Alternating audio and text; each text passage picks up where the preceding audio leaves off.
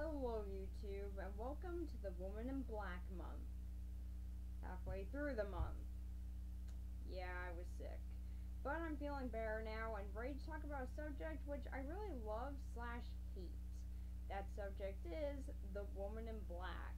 And what better way to start it off with than by talking about the original book, which is also my personal favorite version of the tale. So let's get into it. So the story is about a solicitor named Arthur Kipps who goes to take care of the late Mrs. Drabblow's estate. While he's at her house, however, he hears some very mysterious cries coming out from the marsh, like a pony and trap falling into it, and a little boy calling out for his life. You know, normal thing to find out marsh. He sees a mysterious woman constantly following him around and finds out that the death count for children in this town is unnaturally high. The town is reluctant to actually try and help him out in figuring out what's going on, outside of one Samuel Daly, who has his own personal reasons for wanting to help out, and he does eventually find out what is going on in the town, but the actual answers to that might come at a very high price. So what I really like about this story is just how eerie all of it is. Really, there's a lot of creepy moments within this book that are very well drawn out. It's kind of like a Kubrick movie in this way. The moments that are drawn out are very, very well played, and you're just sitting there uncomfortable as you're reading it. They really do spend a lot of time dragging out scenes that are really worth dragging out, and really it does get very eerie. My two favorite moments of this is the one where Arthur Kipps sees the woman in black for the second time. He sees her out at a cemetery, and honestly, he's just standing there in fear the whole entire time, but it's really just the inner monologues and how long the moment lasts that really makes it impactful, and something that honestly I don't think I'll ever forget. It really does last for a long time and does actually spend a lot of time building up the atmosphere of the mood and the very mood of the scene. Another moment, which is probably my favorite in the whole entire book, is when Arthur is in the house all alone at night and all the lights go out. Now, this moment pretty much takes place over a few hours as he's just sitting there terrified, and really it's just him and a dog the whole entire moment, and it is really, really strong. It's just them sitting alone in the dark, but there's so much being done with it, and it just becomes my favorite moment in the whole book, which is really one that I wish would get adapted to film a whole lot better than it is. I mean, you can definitely see it being in the movies, but whenever it's in there, it's very, very quickly glanced over, and honestly, that's something that I don't really like. I really do wish that these two moments would get a lot more time to actually be developed on screen. Maybe even get some more inner monologue while they're happening, but really, these are my two favorite moments in the book, and they are really well done. They spend a lot of time trying to just build up the mood, and that's definitely something that is all throughout this book. Those are just my two personal favorite moments. That, and also, it really does try and get you to care about the story and the gothic feel of it. There are quite a lot of really great things in it, and it does go into great detail as to how everything happened, how the town reacts to everything that's happened with Mrs. Drablow, Nathaniel, and the woman in black, and actually what is going on in the whole entire town and how they treat the situation. There's a lot of that being brought up in the book, and it's really well done. Something that I really do wish would get adapted better. I mean, like, the 89 movie did the best, but dear God, if you were just watching the 2012 one, you would have no idea any of these interesting things happened. Seriously, this book really does get into a lot of great detail and a lot of different aspects, and it really does create just a creepy mood overall. Not an overall scary mood, as I never found myself terrified, but it really does create a very, very creepy mood. There is a difference between creepy and scary, and this book definitely knows it. Now, there are some moments that are actually very scary, but really it is just about building up tone and the overall mood of it. And one thing that I really like about this book, which again, sadly, never gets adapted into film, is the ending of it. Now, there's gonna be some minor spoilers here if you haven't actually read the book. I say definitely go out, do that right now, because really, it's a great read. But really, what I do actually really like about it, and I really wish would actually get put into some of the movie versions, is that Arthur Kipps is the only one of his family to actually survive. His wife and his very young child are both killed the exact same way the woman in black's child, Nathaniel, died. And honestly, that's something that I really wish would stay, as honestly, that's even worse of a fate than death, really, to me.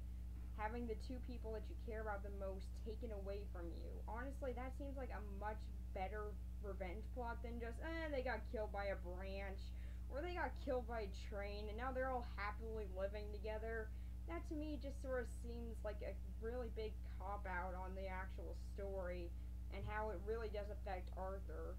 There's just something about that he never really gets over it, and honestly, even though the woman in black's haunting of him is done, she still has an impact leaving on him even after she's quit actually trying to affect his life.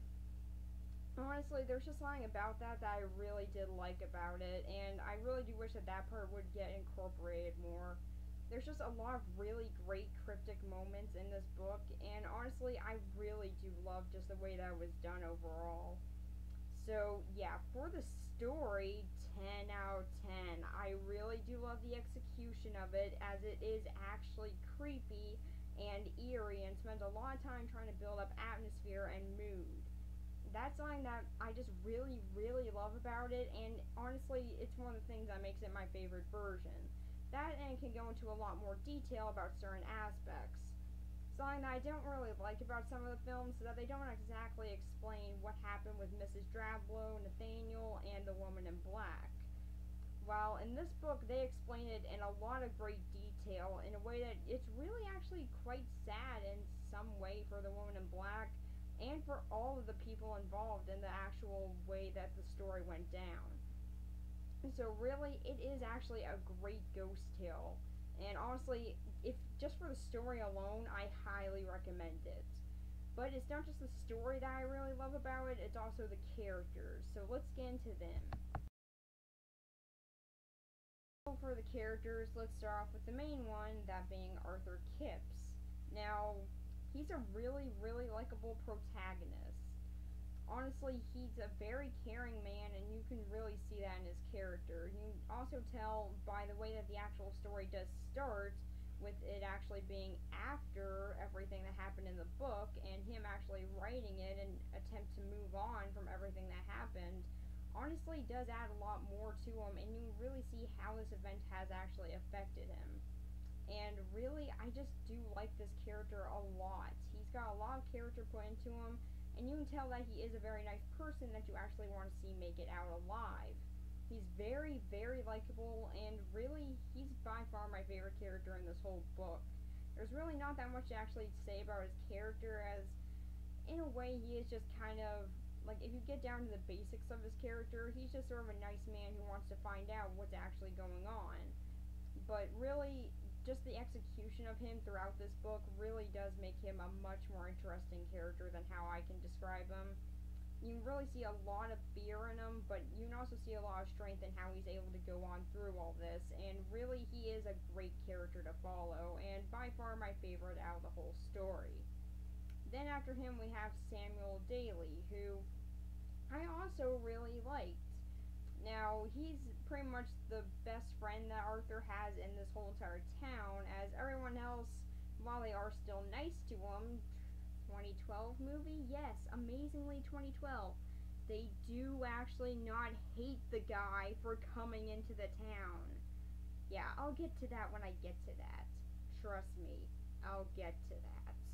But for now, yes, really, Samuel Daly is a very likable character and the one who honestly is trying to help out Arthur Kipps the most, while the whole entire town is trying to stay out of what's going on with the Eelmarsh house, but they are still willing to help him out when he needs it. You can tell that everyone in the town is still very nice people, and they are just trying to protect themselves, but Samuel Daly actually does want to do something about it and actually stop the woman in black much more.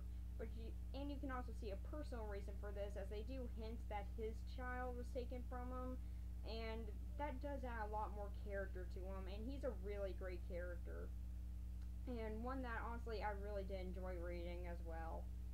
So then we got Mr. Bentley, who is the man who sends Arthur Kipps to Yorkshire in order to take care of the estate. Now, this is one character that I really do wish would get adapted really well. Mainly because he's actually a very good character in this book, but in the movies, every version of the movie, he's just sort of, oh, look at me, I'm an awful man. That's pretty much his whole entire extent of his character, just that he's an awful man who sent Arthur Kipps to his town knowing about the woman in black. Now, yes, they do hint that he might know about the woman in black in this book, but you can definitely understand why he would want to send him there, and it's not that he just never went to the town, he just heard legends about him, which is too much of a wimp to actually go there. You can tell that he has actually been there and has had his own experiences with the woman in black.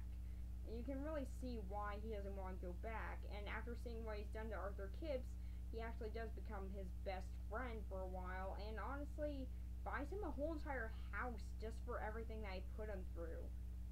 And so yeah, there is a lot of really great character put into him, and something that I really do wish would actually get adapted much better, because really, he is a great character in this, but if you were to just watch some of the movies, you would just see him as an awful boss, but really, if you do actually read the book, he is a very strong character, and honestly, I do like how he pretty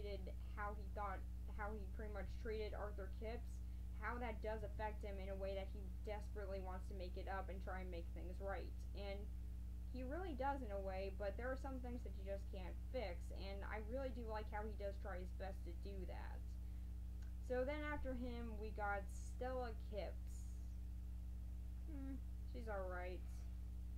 Now, she's really the only character that I can actually say is okay in this, as yeah, she's not really in it that much, and her biggest character trait is that she is the wife of Arthur Kipps, and that's really kind of it, but they do add at least some more character to her, and the way that Arthur does talk about her, you can tell that he desperately does love her, and he would really do anything for her, so there is a lot of character put into her, just she's not really in it that much, and really, she's not the most interesting character, but she's alright in it. I definitely don't mind reading about her or anything. It's not like I just hate reading about her or anything, it's just that there's not really that much character to put into her.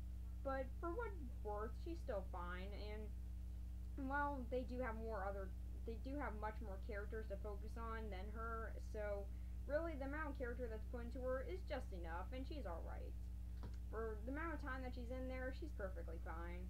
Then we have Mrs. Drablow, who, yeah, like Stella, really isn't in it much. In fact, Mrs. Drablow is the one who's dead throughout the whole story, and is the reason why Arthur Kipps just needs to come there.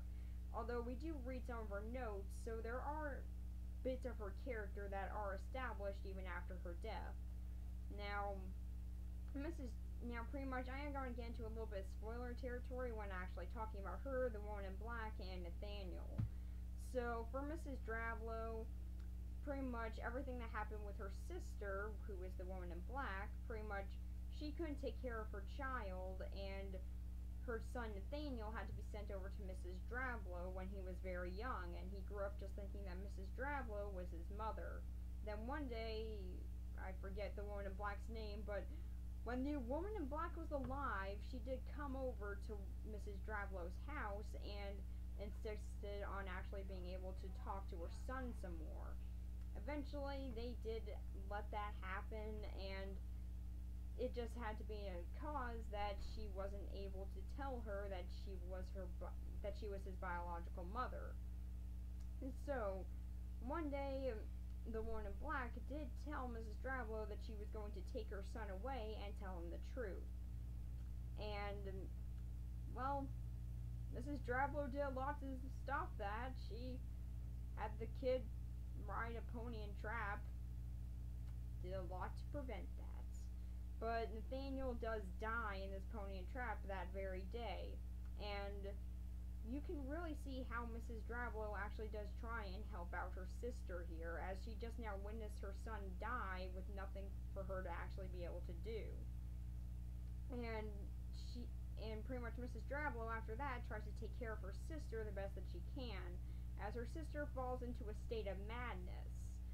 And there really is a lot more character put into her here, mainly because you can actually see that she really does care about her sister despite everything that's happened with them in the past. You can tell that she really does still care about her and that she really just wants to help her get better mentally. But because her sister has gone too far, she's unable to do that. And after her sister dies, she pretty much is still left with whatever she has become at the end of this, and still does try and reach out to her in some ways. Although at this point she's pretty much just trying to keep her hidden from everyone else in Yorkshire, and trying to protect everyone else from her. So there is a lot of character put into her here, it's just that that's pretty much all explained through notes. So yeah, there's really not that much character thrown into her that really, but you can definitely see aspects of her character trying to break through, and really it is still explained pretty well.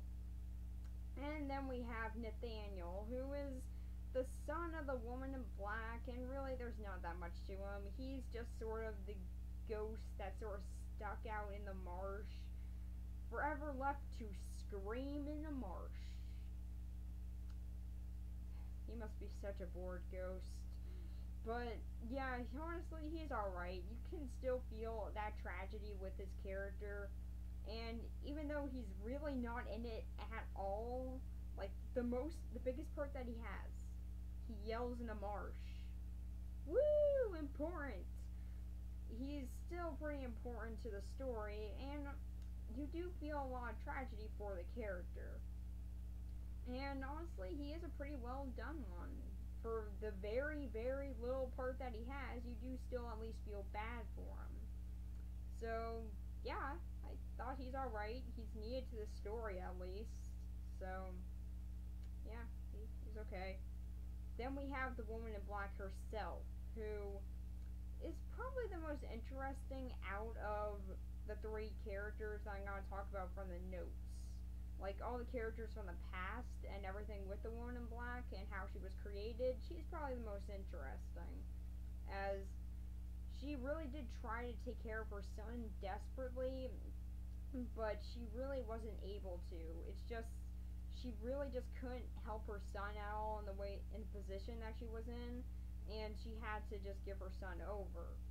Now, then she also does really, really try and take care of her son, even though she's not able to tell him who she is. And you can feel that sort of tragedy for her a little bit there, but not enough to actually want to save her and put her soul to rest. Remake? Yes, as you can tell, I do have a little bit of a hatred towards the 2012 movie. I'll get to that when I get to that, but for the woman in black herself, you can still feel this tragedy for her, but you can also see all the awful things that she has done in pretty much in an attempt to get revenge. She just wants everyone else to feel the way that she felt for losing her son. So she kills children in the town, either in accidental ways or from illness. Remake. Yeah, remake. They die accidentally or from illness. Not from them being controlled by the woman in black to walk into marshes. Like I said, I'll get to that when I get to that. It's just I have a lot of anger towards that movie. So, yeah, I really do like the woman in black's character, as there is a lot put into her, and honestly, she is a pretty interesting one. So, for the characters, I'll give them a 9. Well, okay, a 9.5 out of 10, mainly because of Stella Kipps, as there are some, and Nathaniel, really, because there are some characters thrown in there that could have a little bit more character put into them, but for the most part, they are done pretty well. Oh, wait, no, okay, I forgot about one. Keckwick. He's in this. Yeah, okay, so he's really not that important, but I do want to bring him up, as even though he is a very very side character, he is still important.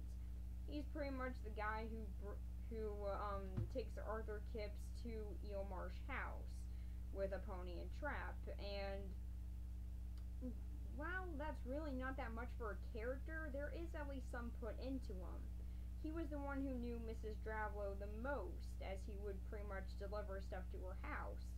So there is actually sort of this friendship and sort of the fact that you can tell that he does feel bad about her passing, unlike everyone else in the town. So there is a bit more character put into him, which is something that I really like. It's very underlined, but it still is there, and I do like the attention to detail with that. So I just wanted to talk about him a little bit because really he does have some character put into him, and he was just a very side character, so that wasn't needed, but God, they did put the effort in and did put some character into him. That's something that I really did like about him. And so yeah, like I said, 9.5 out of 10, as yeah, there are some characters in this that aren't really explained in depth, really, like Arthur Kipps' new family that he gets in the beginning. All we ever hear are the kids talking and telling ghost stories at Christmas. Who does that? Who tells ghost stories at Christmas? I really want to know. But apparently they do. And they're pretty much just the reason as to why Arthur actually writes the book. And they're alright. They're there, they serve their purpose, and I do like how they sort of represent a new start for Arthur. It's just that yeah, there are some characters like that where you feel like there could be much more personality put into them, but there really kind of isn't. But they're still alright. So yeah, 9.5 out of 10. So, what do I think about this movie I'm used to reviewing movies. So what I think about this novel overall, it's great. There is a lot of creepy atmosphere put into it, and there is just a lot of underlined eeriness put into it. The characters are well thought out, and the story's execution is really great.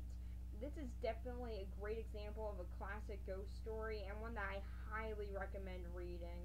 It's honestly one of my favorite books, and it just has a lot of eerie atmosphere put into it, which really does make it great. There are just so many awesome moments in it that just put so much attention into detail in it, which I guess is kind of understandable. I mean, it is a book, but there is still a lot of character put into them, and there are actually a lot of very interesting things explored in the book. So, if you are actually going to check out the movies, I definitely recommend this as a great place to start. Like, if you're going to actually look into the whole entire series, definitely read the book first. It definitely makes a lot more things a little bit more clear in the movies, and actually adds a lot more detail into the actual story. It's a really great book, which I highly recommend. So, for the story, 10 out of 10. I really do love it. It's my favorite version of this tale, although the 89 movie is a close second. And it really does have a lot of eerie atmosphere put into it. And it's just a really great, kind of depressing, honestly, story that I really do recommend as one to check out. And so, yeah, that's pretty much it. Next week I'll be looking at the 89 movie. Bye.